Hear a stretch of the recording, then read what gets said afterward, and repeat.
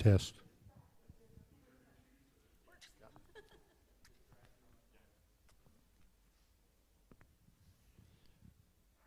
Are you all set, Mr. Troutwine?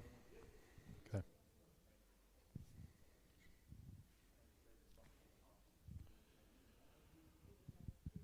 Well, it is 6:30 and a little past, and I want to be respectful of y'all's time and want to thank you for coming. I'm not sure I've met all of you. I'm Bill Wilson, the school district superintendent, and I'm honored to serve and work with you, and we are thankful that you're here, and we are thankful that we are still in school, and thankful for your partnership. And part of what we want you to know is that we are building this as we go. We're not fully equipped to be an online institution. That's not what our primary purpose was or is, and yet we know that there are many of you that have individual circumstances as well as preferences that have you in a spot where you need to or desire to choose online learning for your students, and we're thankful to still be partners with you.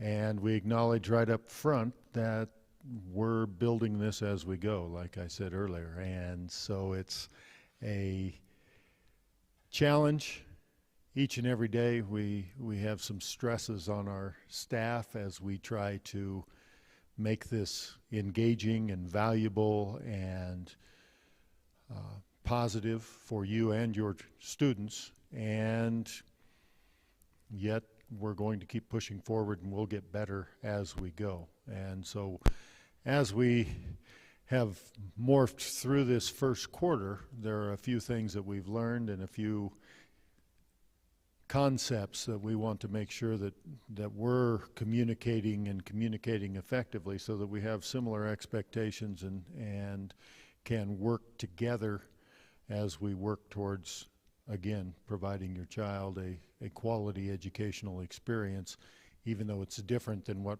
we're used to doing and what most of our teachers were trained for. So thanks for coming. I'll be sharing primarily from the elementary standpoint tonight. Secondary, there are enough nuances that there's a separate handbook for secondary, but it contains quite a bit of what's here and a few differences, but again, I think they're small enough, and we do have representation from each of our buildings to answer some questions in case I'm ignorant of them or if there's a different way of putting it. So we want this to be interactive. We're also trying to stream it and record it, and so it may not be quite as personal as it would be otherwise, and we'll work through that part as well. So I'm not a big fan of reading to you. I just want to hit some highlights, and so what I've done is I've simply created some slides that I'll work off of. I'll try to move through it somewhat rapidly, but if something doesn't make sense or if you have a question, just notify me and I can stop and address that as we go. If you'd rather wait until I'm all finished, that's fine too. But again, I'm just as happy if it's interactive because, again, it's a partnership and I don't want to speak at you.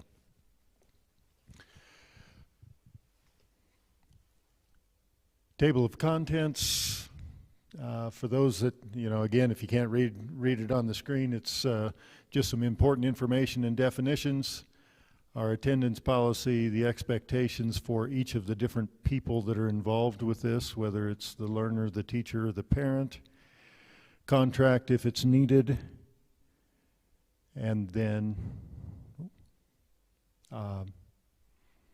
how that works with our specials. What we call our specials are the non-core classes, so anything that is not your typical math, reading, science, social studies, writing, and how that impacts special education intervention, and then again how to get the support that you need, whether it's in operating the Chromebook or whether it's asking for technical support, online connectivity, that sort of a thing. So we'll roll through that and like I said, as questions as we go. One of the things we found is that we have some who are interested in, I'd like to be an in-person student, and so they were registered that way. I would suggest many of you that are here tonight, most of you, maybe all of you, registered your child as an online learner. And one of the concerns we had as we started the year was we're not really equipped at all to be bouncing back and forth. And so it was this designation of choose what you like, and that's what you choose. After a 2-week period, that's where you are. What we found is that if you're interested in changing that designation, we're flexible if it makes sense for you and for us. So if you change your mind, it's not that you can't, it's just that we don't want it back and forth, back and forth, back and forth, because then that creates some programmatic issues, if you will, as we go forward. So really two designations at this point. You're either remote or you're in person. And we're working with some of our in-person students and families to say, yeah, that doesn't mean you choose to be remote because we got up late and we're going to be online learners today. That creates challenges for us that we really don't believe are appropriate. And, you know, again, there's some accountability for doing what you say, saying what you do, and we need all of us to be working in that way. Primary differences are we're prepared, we think we're prepared to work with those that have designated online. And so if you're struggling, then we're hopefully aware of it and we're talking with you and we're working with you. If parents of in-person students just decide and wonder why their child can't log on, it's because we haven't sent them an invitation. We didn't know that we were supposed to because you're not an online learner, that sort of a thing.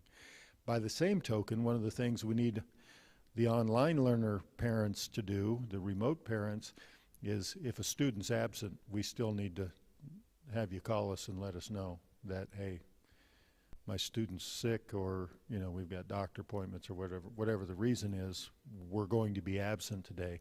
That way we're not wondering where a student is and or wondering if it's connectivity issues or whatever. Yeah. Oh. So I've been calling when we've had connectivity issues and leaving a voicemail on the attendance line, because there's been times where my kids have had issues and I've had them email their teachers that they were supposed to be in the class as well. So is that what we are expected to do, or I mean, because mine are in high school, middle school, but I just thought that's what we should do. I just don't know if that was wrong. I think. Okay, yeah. Yeah, the question was, should we be calling the attendance line when we're having connectivity issues? I would say I would call the technology line, and we'll have that at the end of the slides.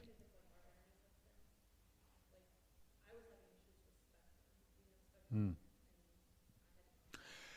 Yeah, I would say call the school is still appropriate. Yeah. Is there something you wanted to add to that?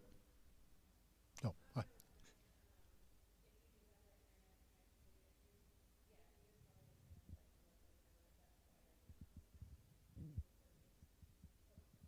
Yeah. Yeah.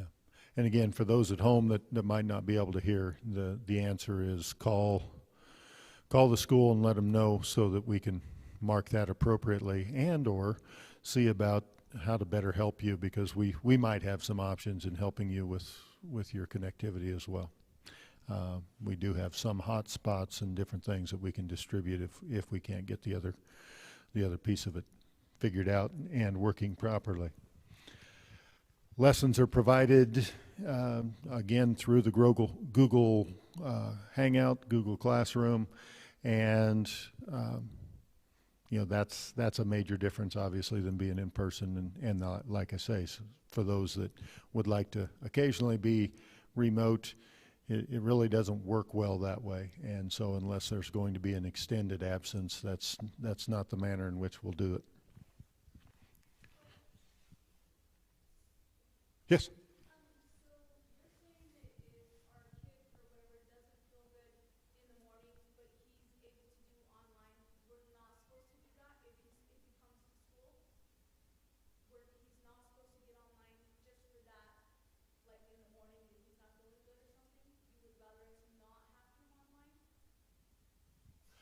Well, correct. There's a high likelihood he wouldn't be able to because the invitation wouldn't have been sent out. And so then we're in this limbo as to where are they. So yeah, we still need you to call. It's not just a we're always on and rolling, and because again, from a safety and security standpoint, if any student can log on at any time, so can any creeper or any pedophile or whatever. So we send out the information and the invitation only to those that we want to have online.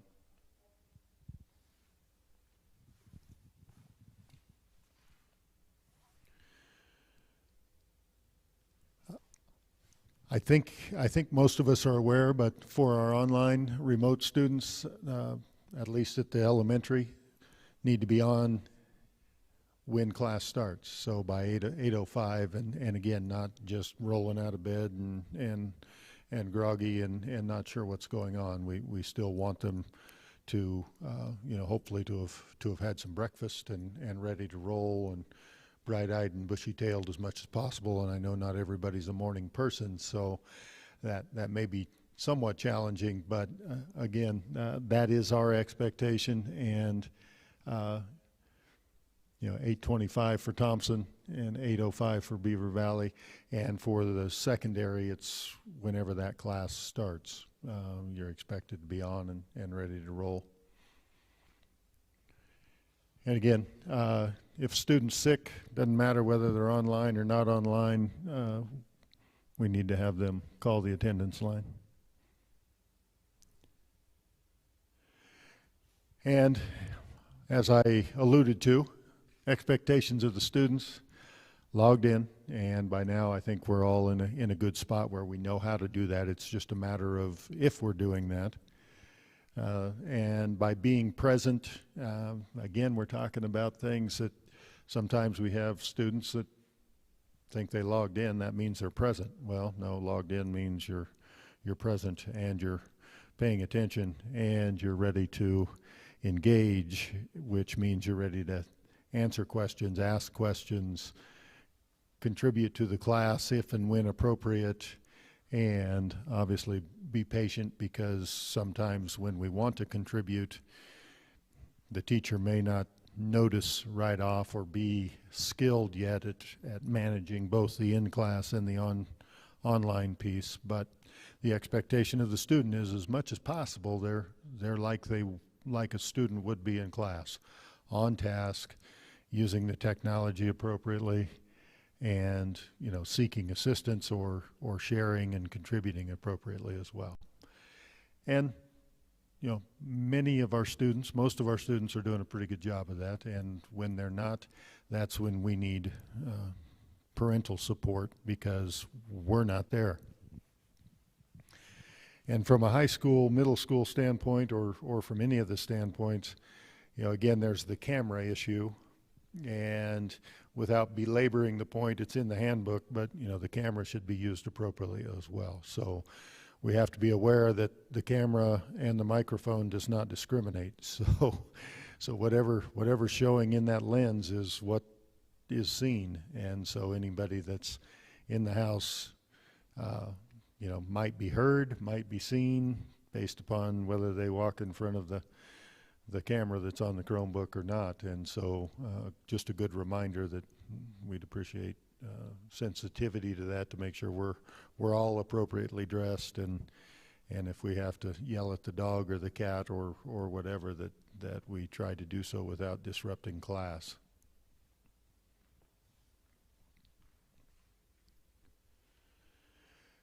The weekly expectations are a little bit different, but again, it's just a matter of making sure that we're working together and working regularly, and there are some additional things that help. And one of the pieces of that is to make sure that they're in their regular Google Meet with their teacher, they're checking their grades and their progress, and making sure that they're communicating back and forth, so it's not just a one-way street, and then all of a sudden 2 weeks later all the assignments come in and, oh, by the way, yeah, I couldn't this, that, or the other. We want to try and keep track of that as regularly as possible. And again, it varies a little bit by building exactly how and when that's done, and by classes at the secondary level.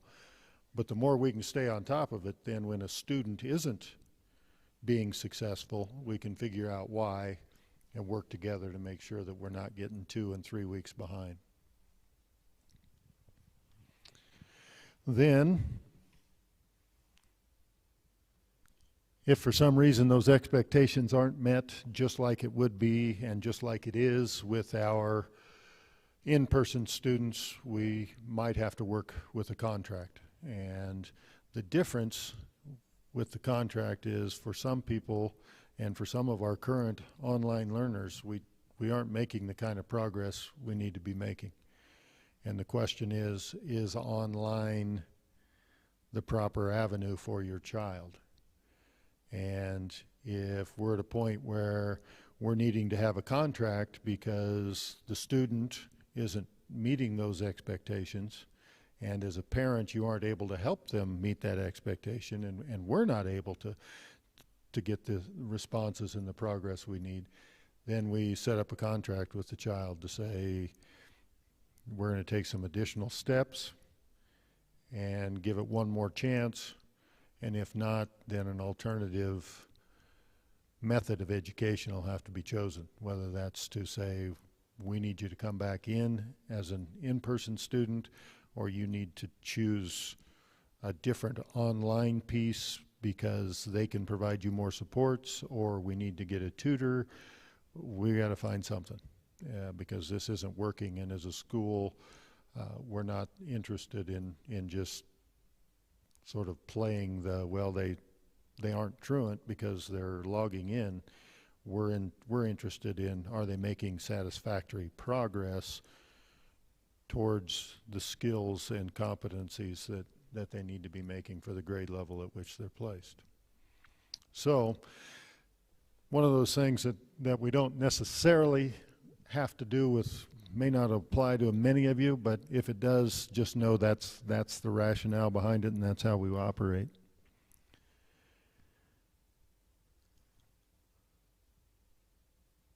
All right. Expectations of our teachers, and again, our teachers are learning as they go, but we do expect that our teachers, and we have what I think are logical and high expectations of those teachers. And we're talking about making sure that they're live on Google Meets every day, that we're not choosing not to include online learners or choosing to just not do some of these things. And we're working at holding them accountable to this. And again, I think most of our teachers are working towards this. Again, trying to record the lessons and post the lessons, as well as trying to be available for questions. The questioning and the interaction is one thing that we're just going to have to continue to work on, because I'm sure as online students, there are very frustrating times of, if I could just get my question answered, then I can continue on. But if I can't get a response, how do I get help? I don't know what to do. I need some clarification, and I'm not getting a response. So our expectation is that our teachers will try and answer those questions as soon as they can, but certainly within 24 hours. And again, it could be a delay in there. We hope it's not that long, but we want to make sure that we're being realistic with what a teacher can do and can't do in these times. Also make worksheets and class assignments online. Any of the things that we're doing in class, we're trying to make sure that you can do with online students as well. Now, it might mean, and we'll get to the parent expectations as well, it might mean that they need your help, particularly the elementary students. But even some of the secondary students might need your assistance once in a while, or regularly.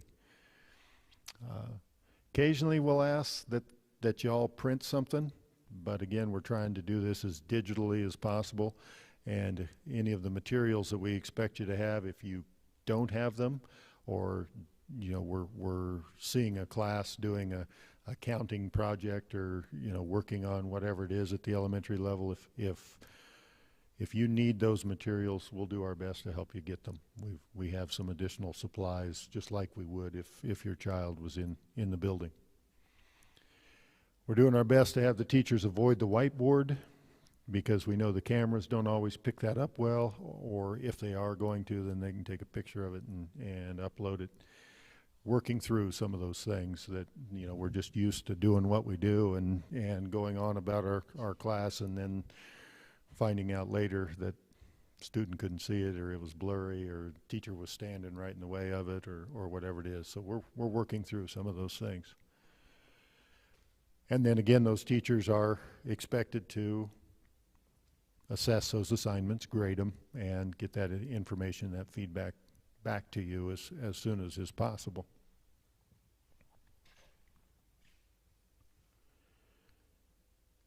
And then obviously we'll continue to do the accommodations for our IEP and 504 students, and contacting parents regarding behaviors and or participation. Probably the part that's the most challenging, I would say, for parents during this time is when you're in a spot where you need to have your parent or your child, and you choose to have your child at home and doing online or coming to school because of health issues or additional concerns with our COVID situation. Essentially, what I'm here to tell you is that as choosing the online remote learner option with Brush School District means that you're signing up to do possibly 3 to 5 hours of work with your child a day at the elementary level. And at the secondary level, it ends up being some of the policing, if you will, or the monitoring of behaviors, and making sure that we're on task and not, sitting in front of the Chromebook, but having multiple tabs pulled up and not necessarily paying attention or following along. Those are the things that we expect the parents to do, because we're not there to do it. And so I think there's been a little bit of, there have been a few times and a few instances, maybe even several, where parents have come home and their secondary student hadn't done anything. Well, that's not anything we can control. We simply can't. We provide the opportunity. If there's nobody monitoring them, and we're, as parents, trusting our kids to do what they're supposed to do, when it doesn't happen, that's on them and on you, and not on us. And it doesn't mean that somebody gets additional time to get it done because they decided to play Call of Duty that afternoon because nobody was there to tell them to get back onto class. And those are the things that, as elementary parents, it's particularly at the primary level, little ones just need more assistance, and usually they can get it if we prod them along. But if we're not there to prod them along, they may not know how to follow along, or they may not be disciplined enough to follow along, and we just need you to stand in that gap, because we're not there, our teacher's not right there to stand over them and have a one-on-one conversation to get them rolling. So they've got 93% of the rest of our kids in front of them that they're monitoring in the classroom as well. So it's just a reality of what we face with online instruction at this point, and the way in which we are equipped and aren't equipped to deal with some of these things. Need you all checking in on your child's progress, whether that's Alma, or whether it's interacting with teachers on Dojo or email or whatever it needs to be. we need that interaction, and you know, we'll do our best to interact quickly and appropriately as well from a teacher standpoint. And again, if your child's struggling, the first line of assistance is most likely you. That's going to be the most effective, simply because we're not right there, and that individual interaction is important, and we're finding that to be more important than we ever even believed it to be initially.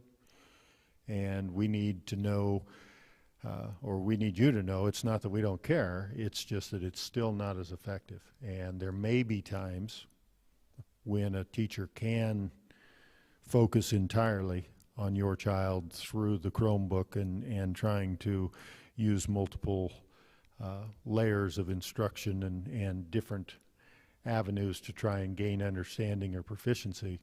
And there's quite a few times when that won't be available, because again, we've got 20 other students in that classroom, and if they have all caught on, or most have, then we're, you know, working on that monitoring and moving forward. So it's one of those imperfections that we'll continue to need to work on, but we just need you to know that our expectation, particularly at the elementary level, is that that's going to have to come from you or whoever their primary caregiver is during the day.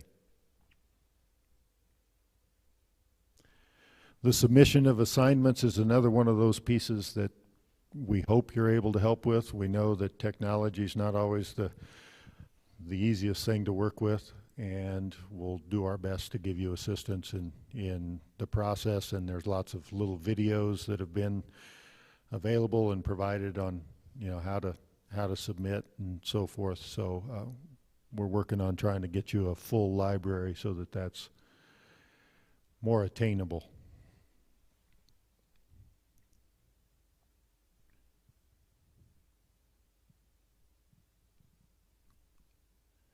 I think I've talked about most of those expectations already, and again, does just reiterate that if you need to, for whatever reason, contact the school by phone, and we'll do our best to get you some assistance.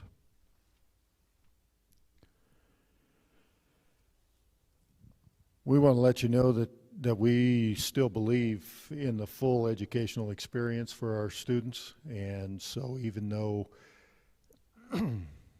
you may not think your child needs PE because they've been out running with the dog or so forth, if they're signed up for any and all of those and the expectation is there, then that's what we want you to do. That we're rotating our specials at each building a little bit differently. We're talking elementary here, but the expectation is still that the child participates and meets the expectations and guidelines and so forth. So there's a monthly newsletter that comes out, or there's communication from teachers to all students saying, hey, we're switching from art to PE for the next week, so you know, plan this. And again, another great time to pay attention to that, because if you don't have the supplies that would allow your child to participate, we'll have them for you. And we'll have them for you, and you just swing by and pick them up. Just communicate with us, and we'll make sure you have what you need. We also try to give some options, because we know some of the things that we're doing might not be as applicable at home, and so given a little bit of choice as well.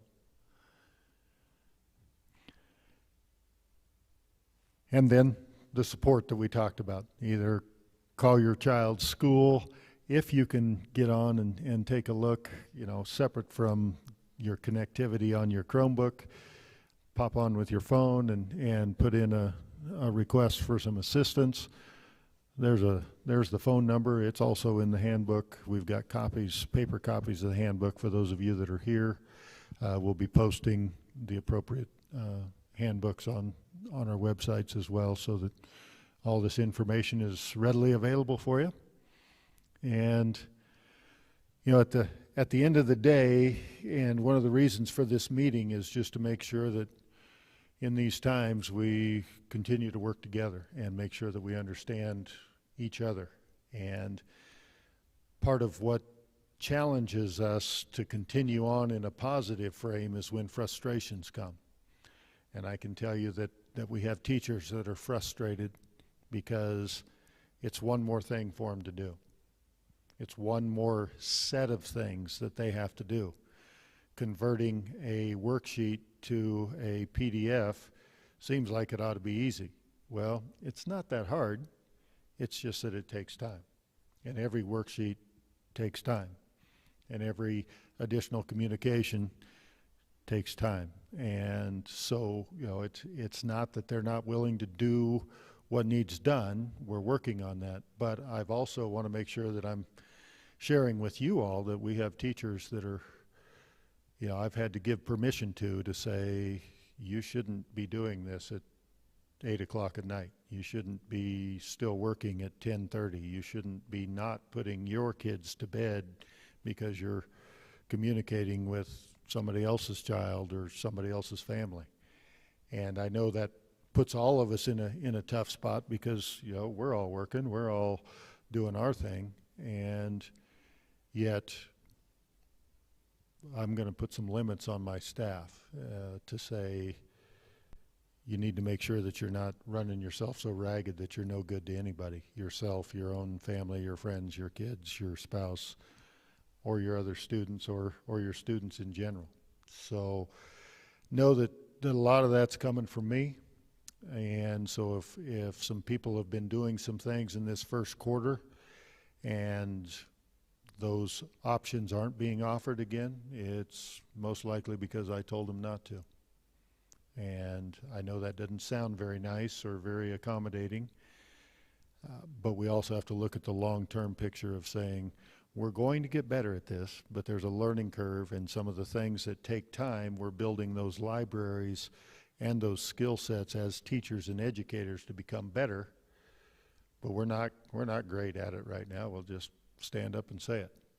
And yet we want your child to have a positive and challenging and engaging experience. So we're working toward that, but if we're not quite there yet, then I'm the guy that you need to be yelling at, because I don't want them spending 60 or 80 hours a week trying to make that happen. We'll get there over time, and in the meantime, we're not going to do things that burn teachers out or chase them out of education, because I think we've got a good group.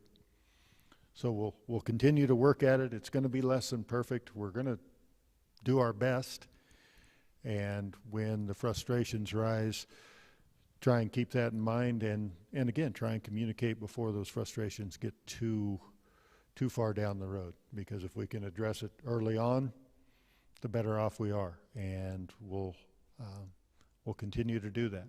So I'll pause. Thoughts, questions, concerns that you'd like to know while you have us? Yes.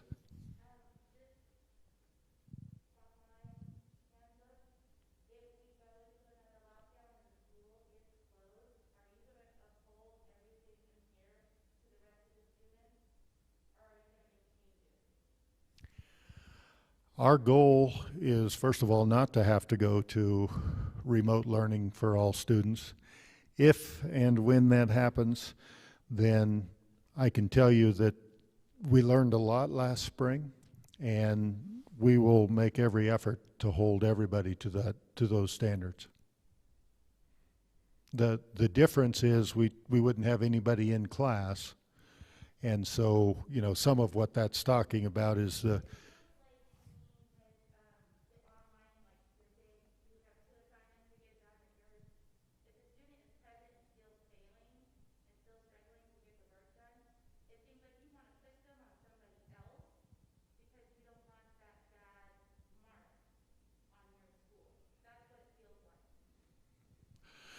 Okay, for those that probably couldn't hear that are online, the concern is that it feels like to some that as a school we're not wanting the bad mark on the school, and so we're wanting to push the the lack of success of an online student off on somebody else.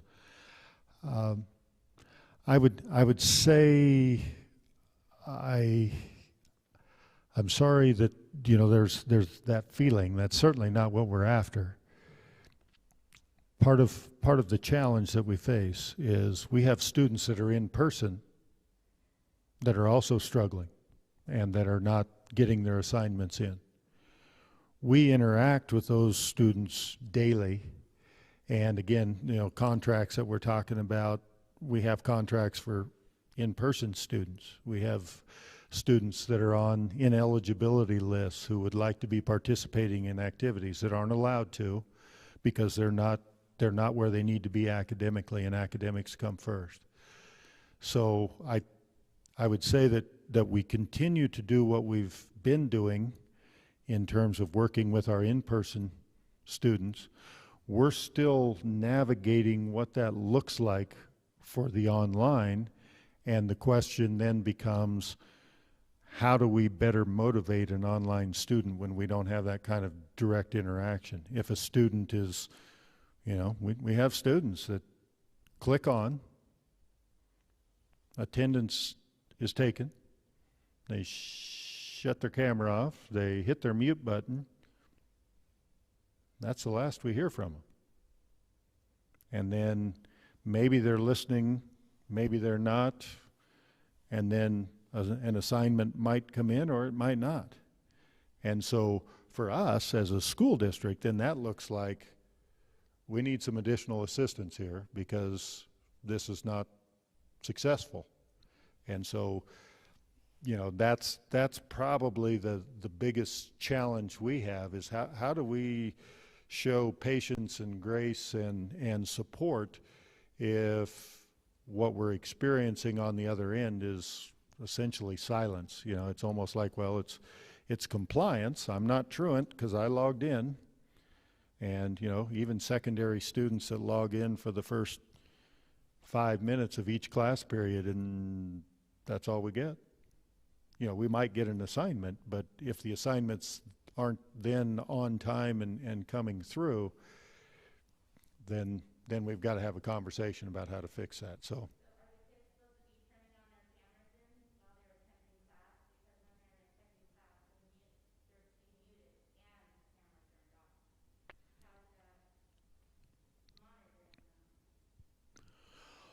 Well, again, I think there's a multitude of situations that we could run into. The key is how do we fix the issue of progress not being made, assignments not being turned in? And it probably doesn't have, in my opinion, doesn't necessarily have anything to do with whether the camera's on, unless a student isn't engaging. And that's the part, that's why I use that example is how do we know?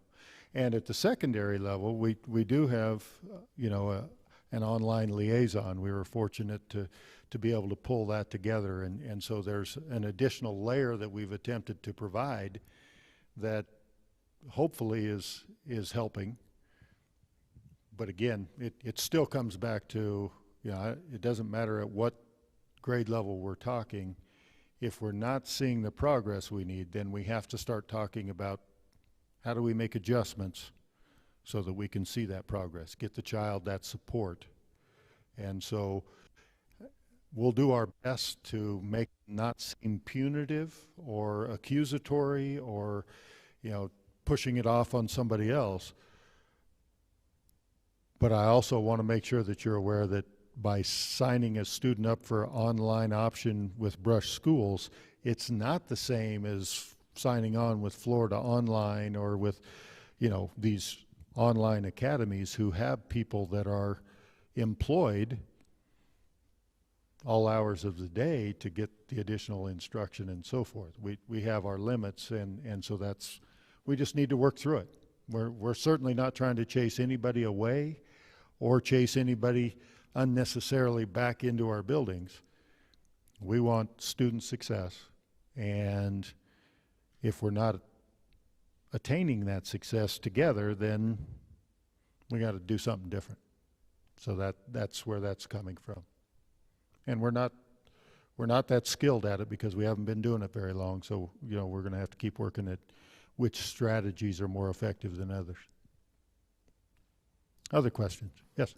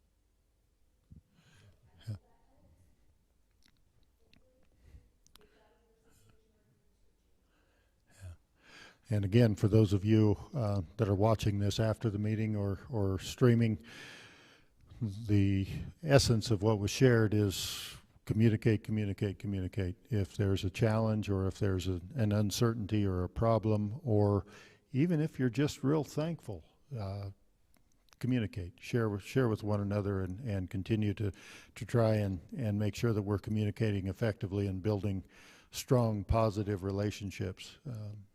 And I know as a school district, we're going to continue to work on that because there are times when we do real well and there's times when we fall short, and we'll keep trying to get better.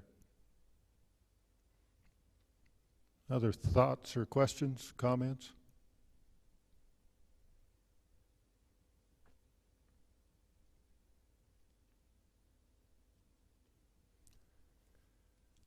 Okay.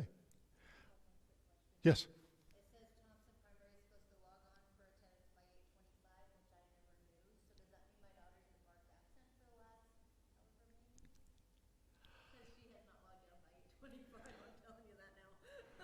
Well, again, I think that's a great time.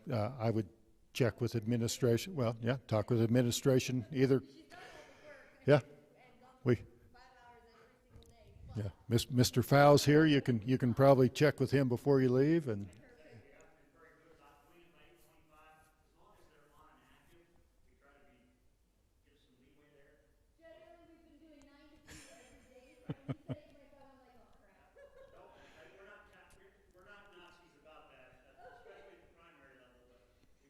Right. Yeah. Well, and again, the closer we stick to our guidelines and so forth, the better. Sure. Great. Yeah. Well, well, again, thank you for taking the time to come out. I hope this was worth your time, and if you have questions, the best place for them initially will be with your building level administrator. I'm available, and if you're not sure how to reach me, you can always go to our website, and there's a button on there that says contact the superintendent. Those emails come directly to me and to nobody else. And again, most times I'm not the guy to come to. I'm going to point you in a direction of the closest point of your concern or your frustration to make sure you've had the opportunity to work that through at that level, because that's typically most effective. And we're going to keep working at this. Hopefully, we'll get better. Hopefully there are, no need to go fully remote. And yet, if you need to remain remote, we understand that's a reality for some folks, and we're going to do our best to serve your children and all children in an equitable and positive way in which they can have a successful experience. So thanks again, and paper copies if you want them, but they'll also be posted online, and you should have access to those as early as tomorrow. And congratulations, as of tomorrow, I think we finished quarter number 1, and we're all still together, and have a lot to be thankful for. So thanks a bunch.